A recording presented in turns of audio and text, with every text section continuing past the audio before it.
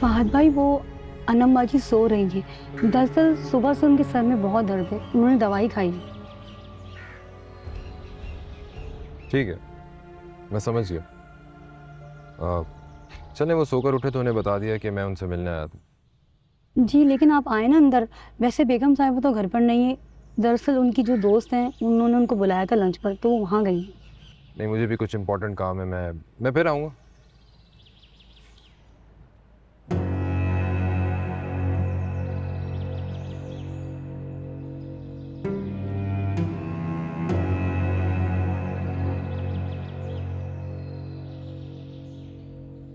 फहद, हाय।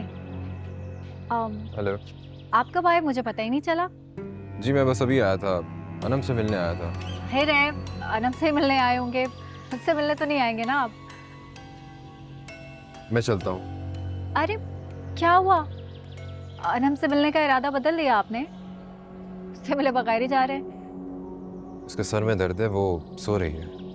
ये झूठ आपसे किसने बोला है? अभी मैं देख के आई हूँ, 2 मिनट पहले अंदर ही बैठी थी। वो जाग रही है और तबीयत भी बिल्कुल ठीक लग रही है उसकी। कहीं कोई झगड़ा तो नहीं हुआ आपका उससे, इसलिए वो झूठ बोलकर मिलने से मना कर रही है?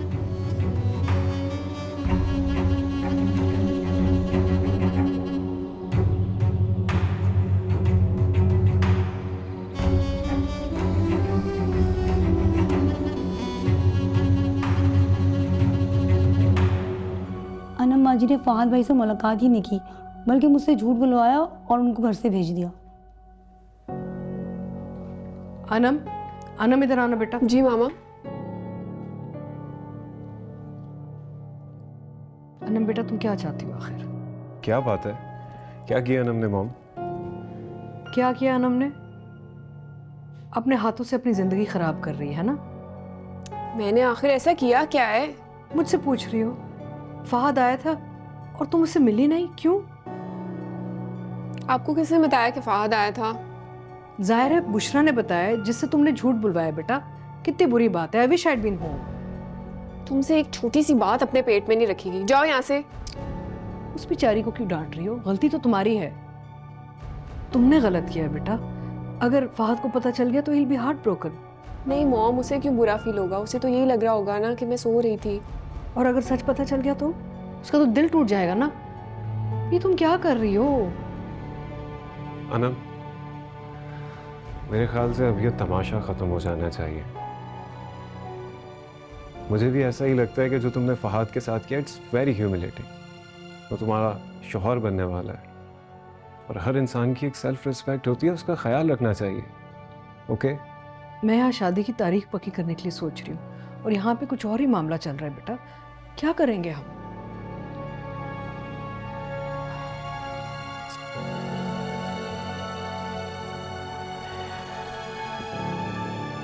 तुम्हारा नहीं करना है, ओके? जाओ।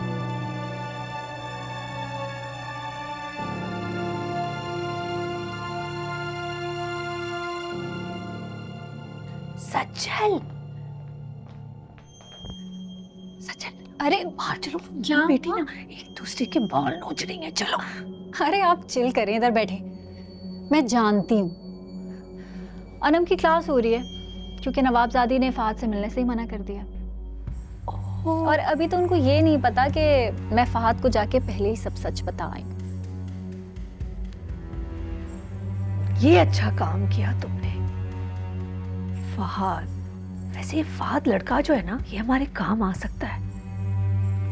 तुम इसे कहो ना, कोई रास्ता निकाले, कोई तरकीब बताए कि तुम ऑफिस में कैसे घुस सकती हो। पता है सचल, मुझे तो ये फिक्र खाए जा रही है कि ये खानदान वाले ना हमारा सारा हक हड़प कर जाएंगे। अहमद छोटा है, जब तक इस काबिल होगा जावेद का सारा बिजनेस खत्म हो जाएगा। लेकिन अम्मी, फहद क्यों करेगा हमारी मदद? उन्हीं का रिश्तेदार है ना वो। मुझे नहीं लगता वो हमारी हेल्प करेगा, हमें खुद ही कुछ करना पड़ेगा। ठीक है, लेकिन बात करने में क्या हर्ज है? तुम एक दफा बात तो करके देखो ना। अच्छा मुझे नंबर दो, मैं बात करती हूँ। लेकिन अम्मी, ऐसी बातें कॉल पे नहीं की जा सकती। तो फोन पर कौन करेगा बात? मैं कहीं मिलने के लिए बुला लूंगी।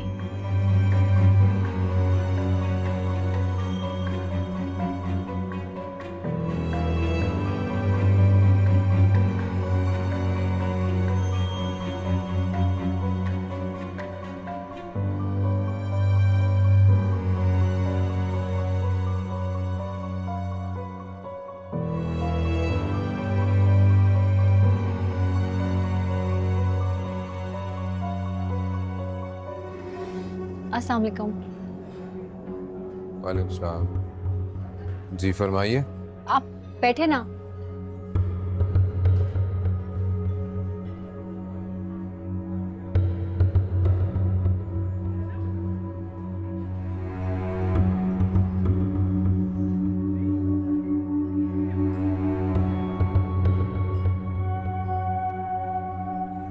आपको मुझसे ऐसी कौन सी जरूरी बात करनी थी जो फोन पर नहीं हो सकती थी, जिसके लिए आपको मुझसे मिलना जरूरी था? वैसे मैं आपकी मदर को एक्सपेक्ट कर रहा था। मैं जानती हूँ कि आप मुझसे मिलना बिल्कुल भी नहीं चाहते, और अम्मी के बहुत इंसिस्ट करने के बाद मजबूर होकर आप यहाँ पे आए। आपको जरा सा भी अंदाजा है कि आपकी वजह से मेरे और अनम के दरमियान 1000 बार मिसअंडरस्टैंडिंग्स क्रिएट हो चुकी हैं। ट्रस्ट मी, डर लगने लगा है मुझे अब आपसे। लेकिन मैंने कभी भी इसकी कोशिश नहीं की फहद। इनफैक्ट मुझे हमेशा बहुत दुख होता है जब जब अनम मेरी वजह से आपसे झगड़ा करती है। एनीवेज, आप वो बात करें जिसके लिए आपने मुझे यहाँ बुलाया।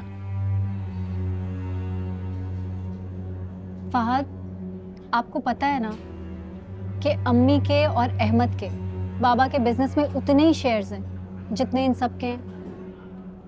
अब अहमद बहुत छोटा है, पढ़ रहा है, और मेरी अम्मी, उनको तो बिजनेस की समझ ही नहीं है।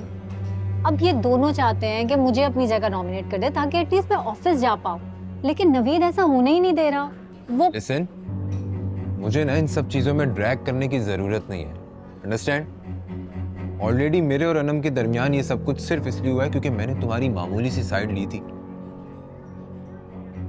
तुम ये सोच भी कैसे सकती हो कि मैं नवीद भाई और उनकी फैमिली के अगेंस्ट जाकर तुम्हारी हेल्प करूं? अरे फहद, आप बिल्कुल गलत समझ रहे हैं। आपको गलत फहमी हो रही है। मैं तो ऐसा बिल्कुल भी नहीं चाहती। मैं तो सिर्फ आपसे मशवरा लेने आई थी। मशवरा? मशवरा करना है ना तो अपने लॉयर से कीजिए जाकर, अंडरस्टैंड? तो बराए मेहरबानी दोबारा मुझसे ना कांटेक्ट करने की जरूरत नहीं है। और एक बात मेरी याद रखना, तुम्हारी वजह से ना मैं अपना और अनम का रिश्ता दांव पर नहीं लगा सकता। I hope you understand very well. आपका और अनम का रिश्ता कैसा है ये मैं बहुत अच्छे तरीके से जानती हूँ, और प्लीज अपने इस टूटे फूटे रिश्ते के बिगड़ने का इल्जाम मुझे तो बिल्कुल मत देना।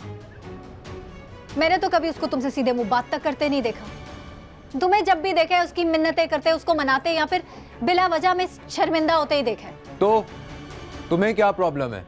ये मेरे और अनम का पर्सनल मैटर है, that's none of your business. मुझे क्या प्रॉब्लम होगी, लेकिन मैं ये समझ सकती हूँ कि तुम इतने झुके हुए क्यों रहते हो अनम के आगे। और तुम्हें एक बात बताऊं, तुमसे ज्यादा इज्जत ना वो अपने घर के मुलाजिमों की करती है। You just shut up. बिना सोचे समझे बड़बड़ किए जा रही हो। मैंने तो जो देखा है मैं सिर्फ वही बोल रही हूँ, और यही होता है अपने से ज्यादा अमीर और रईस घर की लड़कियां फंसाने वाले लड़कों के साथ। ऐसी जिल्लत आती है उनके नसीब में जैसी तुम्हारे आ रही है। अस्सलाम वालेकुम मॉम। वालेकुम सलाम। आओ।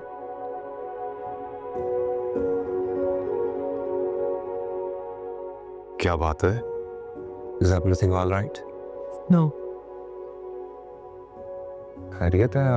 फहद की तरफ गई थी ना? हाँ, उससे मिल के आई हूँ मैं। तो फिर क्या कहा उन्होंने? क्या डेट फिक्स हुई अनम की शादी की? वो तो रिश्ता खत्म करने का कह रहा है। What? वो ये बात कह रहा है? हाँ। ये अनम भी ना, इसको मैंने इतना समझाया बट शी डजंट अंडरस्टैंड। कोई भी अपनी इतनी ह्यूमिलिएशन बर्दाश्त नहीं करता। सही कह रहे हो तुम, ये अनम के बिहेवियर की वजह से हो रहा है सब कुछ। लेकिन क्या हुआ? वेरी स्ट्रेंज, पता नहीं क्यों मुझे लगता है कि he is under somebody's influence. बड़े अजीब तरीके से मुझसे बात की उसने आज।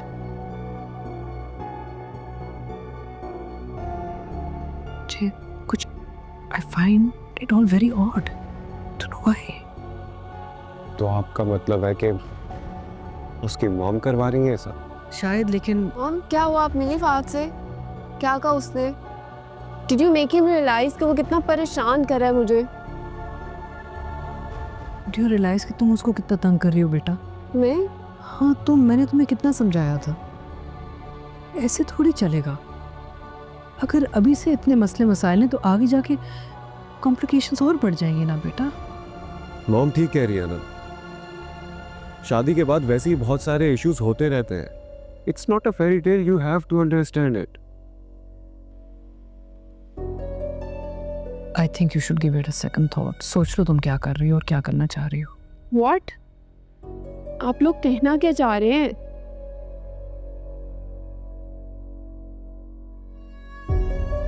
हम कहना चाह रहे हैं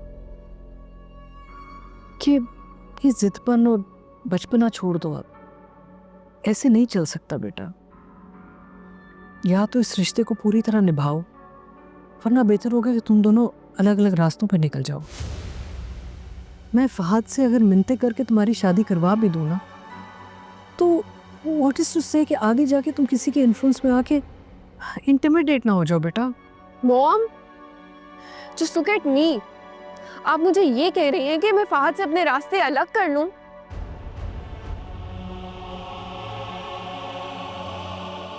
या ये बात आपको फहद ने खुद बोली है? बेटा असद प्लीज उसके पीछे जाओ, दोबारा कोई नुकसान ना कर ले अपने आप को। अनम,